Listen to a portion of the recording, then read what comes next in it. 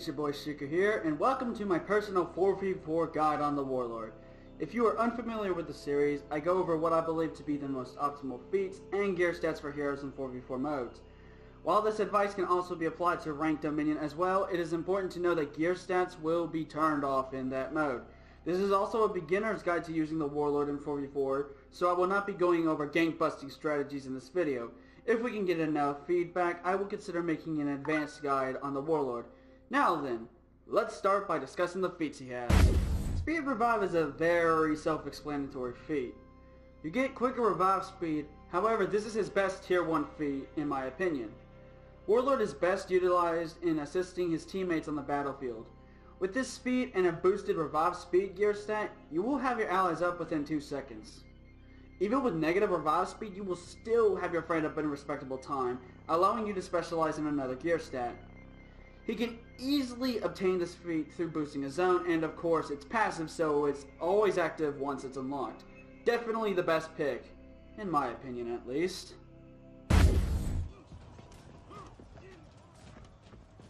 You captured Zone C. Rush is a pretty cool feat. The sudden boost in speed can either help you escape a gank, get to your teammates quicker, or just help you move around the arena. This is a nice boost to Warlord since he is rather slow, however I can only see this feat being a niche at best.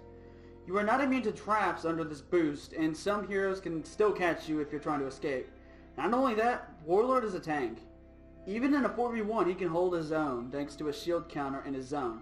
Don't get me wrong, it's not a bad feat, it's just not the best tier 1 feat in his arsenal. The only deadly thing about Deadly is how terrible of a feat it is. You hit someone to then have your next attacks boosted by 10% for the next 3 seconds, followed up by a 5-second cooldown. Now you see, Warlord is a heavy, which means he's pretty slow and is very unlikely to chain multiple hits without utilizing headbutt. Even then you probably won't even notice the boost in damage unless you can land a side heavy within 3 seconds. To top it off, you can easily reach plus 10 attack with gear stats, and even in ranked zone, speed and even rush will help you a lot more than this feat. I don't know who came up with the concept of a passive boost lasting for only 3 seconds. If I were to note something positive about this feat, it activates upon killing a minion, so you could technically throw out a heavy in hopes of hitting one to the side to get a small boost in damage.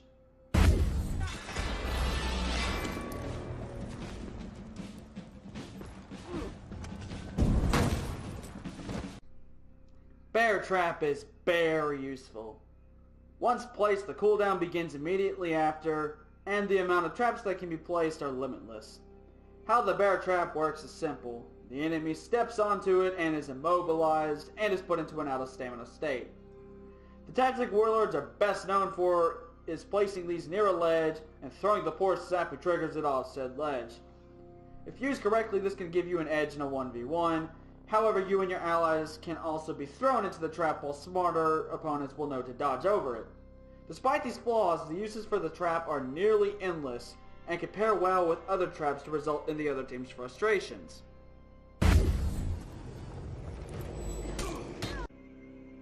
Juggernaut really isn't useful for the Warlord at all.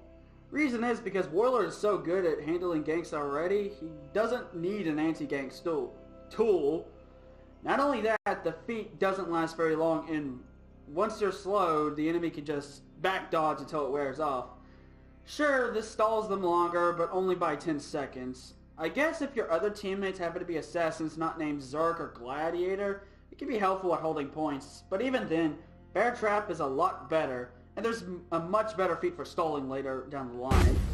Flesh Wound has Deadly Syndrome. It offers a moderate damage reduction for 3 seconds into a 5-second cooldown. If you're a decent Warlord, you shouldn't be getting hit more than once every 3 seconds. It can help with ganks, especially involving a Peacekeeper or a Shinobi, but as annoying as those encounters are, a better Warlord player can counter them without this feat. I'd only recommend this outside of Dom since using traps in the other modes is harder to pull off, but even then, a better player will likely find more use out of the Bear Trap. If you don't know how to use Warlord that well, this feat could be helpful in learning the ropes. Similar to Deadly, it activates when a minion hits you, which can prove useful in taking out the mid lane. However, it still does not save you from the dreaded Highlander.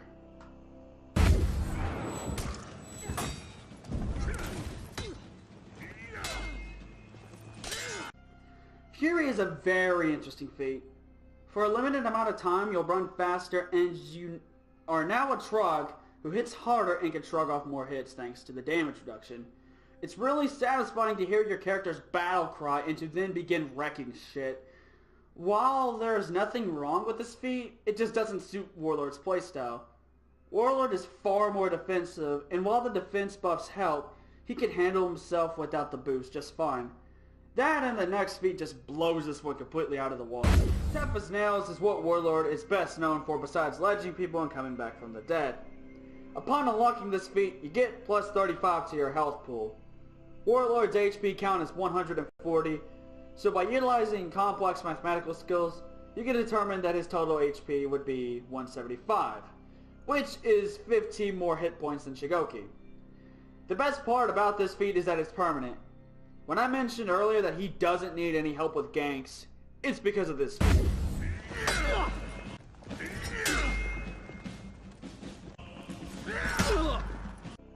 Punch through is not very good on Warlord. You probably figured that out after the numerous amount of times that I stated that he's a defensive character. In short, your attacks will have more chip damage even if blocked, and yes, this can kill, so in a sense it's a good way to crack turtles. However, you will not do damage if parried, and Warlord's attacks are pretty easy to parry. Even if they weren't, you have Crashing Charge and Headbutt to open people up already.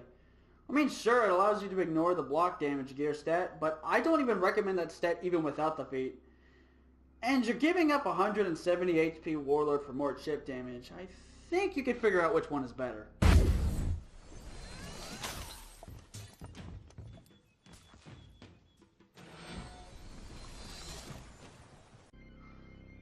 Regenerate is a very underwhelming feat despite what the description says. Sure, passive health regeneration after a fight sounds nice, but you cannot assist your teammates while you heal. You can't even run or the effect wears off. That and this feat heals you very slowly. Zones heal you faster than this feat, and you could take nourishment from them without having to level up 4 times. Heck, I wouldn't even recommend this in tribute because not only do you have to claim multiple offerings just to unlock this blasted feat, you're sitting back to heal while the other 3 are out of player. To add insult to injury, you can't heal when you're out of stamina. Now let's discuss a tier 4 feat that's actually worth unlocking.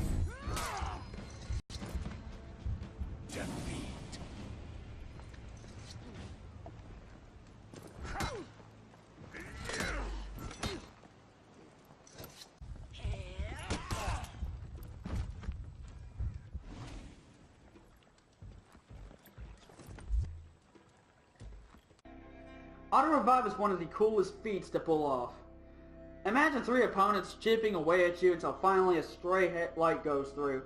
They'll then proceed to teabag you until you suddenly come back with another 88 HP and revenge activations to deal with.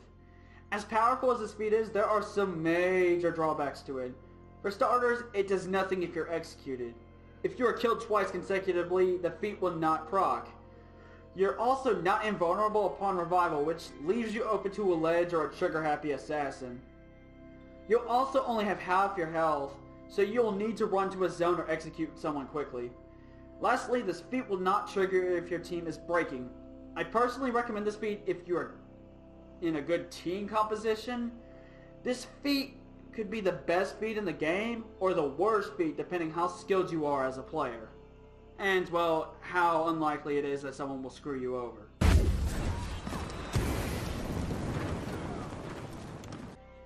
Fire Flask is always a nice feat. While it's not as quick as Catapult, it has a bigger radius and long-lasting fires which can be utilized to choke a point. Be wary that you can also injure your teammates and yourself if you aren't careful. That and unlike Catapult, you're required to be close to your foes in order to hit them with this attack. If you're not interested in Auto Revive's high-risk, high-reward style, this feat will serve you well. It can also help clean out the mid lane, which Warlord really struggles with since his zone is the only move he has that's efficient at killing multiple soldiers. You'd be surprised how many times I throw out a side heavy just to knock one of these guys out despite being surrounded by these mofos. We'll start our gear stat section of the video with the blade.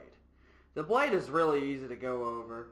Attack followed by defense penetration with negative block damage is the best way to go in my opinion. However, I have yet to receive a sword with those stats yet because drop rates are a bitch. Reason I advise negative block damage is because Warlord won't be landing enough consecutive hits for the chip damage to matter. That, and you have several ways to open up your opponent already with Bear Trap and Headbutt, so you really shouldn't have an issue doing damage. If you were to max out defense penetration, you could have an easier time killing tanks. However, max damage assassins will make the investment useless.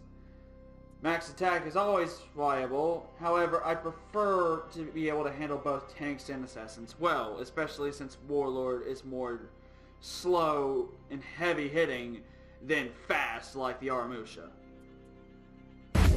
The Hilt is a little trickier. In Dom and Skirmish, I'd recommend Revive Speed followed by Attack. Outside of Dom, I'd recommend Attack followed by Execution Health Recovery. I find Revive Speed to be crucial in Dom and Skirmish because of the constant group fights that occur. Being able to revive your ally within 2 seconds is a godsend to any team. Now for Elim and Tribute, Revive Speed is less important since you're less likely to be grouped up.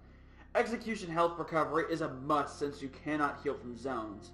Sure, there are health power-ups, however another teammate may need it more than you. I highly recommend Max Attack. Where's the help for it? Here it is. Sorry. Because the other values are so crucial to the 4v4 modes, and because Warlord is a turtle first, Slayer second. You could opt for the Revive Speed Hilt in other modes, however Speed Revive neutralizes negative Revive Speed, and you'll benefit from the recovery a lot more, trust me. You guys are going to hate me for this, but I advise defense followed by debuff resistance. In all honesty, you shouldn't be worried about stamina as much, since Warlord's great defensive game will allow him to turtle back to full even and out of stamina. Debuff resistance makes you less susceptible to sharpened blades, traps, lessens the flash from stun attacks, weakens fear itself and other debuffing feats, and weakens fire damage, which pairs nicely with Fire Flask. Since Warlord is primarily a turtle, I'd rather make him harder to kill than more aggressive. Don't get me wrong, Warlord has an excellent aggro game. However, stamina management will allow him to be aggressive while also being an impenetrable wall. If the lack of exhaustion recovery baffles you, I recommend a balanced approach.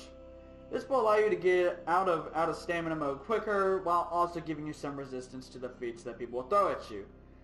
With the arm guards I'd use, I don't believe that more exhaustion recovery would benefit you that much. For the arm guard, I like to run a balanced build. With this setup, you only need to worry about going out of stamina if you overextend. The slight regeneration makes Warlord's turtling game even stronger, allowing him to worry less about stamina draining attacks, but also keep him from going out of stamina while the defense boost makes him even more difficult to kill. You could opt to run negative defense for stronger stamina gear stats, however I believe that this will be more than enough to handle any stamina issues that you encounter. I prefer for the shield to be revenge gain followed by revenge mode attack. Sure, the attack will be in the negative, however you have the hilt and blade boosting its damage to neutralize the penalty. Again, I have yet to find a shield with these stats. Now for Elim, you could go with balanced stats to be versatile in 1v1s and ganks. However, you could also go max attack since ganks are likely to be more than 2v1s. For Tribute, I highly recommend balanced because the odds of ganks and duels are a lot more balanced than the other modes. Of course, the revenge mode is also viable, but it's important to remember that you're unlikely to pop revenge in 1v1 encounters. Here comes the Tunic. For Dom and Skirmish, I recommend revenge mode duration followed by revenge mode defense. I run this since Warlord is excellent against ganks, and more durability with a longer revenge mode will make 4v1s easier to deal with. For Elim, I recommend max defense because you're less likely to use revenge mode. If getting ganked does concern you, I'd opt for a balanced build. Same for Tribute because of the same reasoning, I opt for a balanced mode with a shield. If you don't believe that you need revenge mode defense, I'd opt for a build with either revenge mode duration followed by defense, or vice versa depending upon the mode you're playing. Finally, we can discuss feat layouts for each game mode. Dominion's feat layout is very self-explanatory if you watch the full video. You can switch out Bear Trap for Flesh Wound to better prepare for certain maps. Now, I will say that if you are fighting randoms with a random team, I highly recommend Fire Flask since randoms like to group up more than smarter players.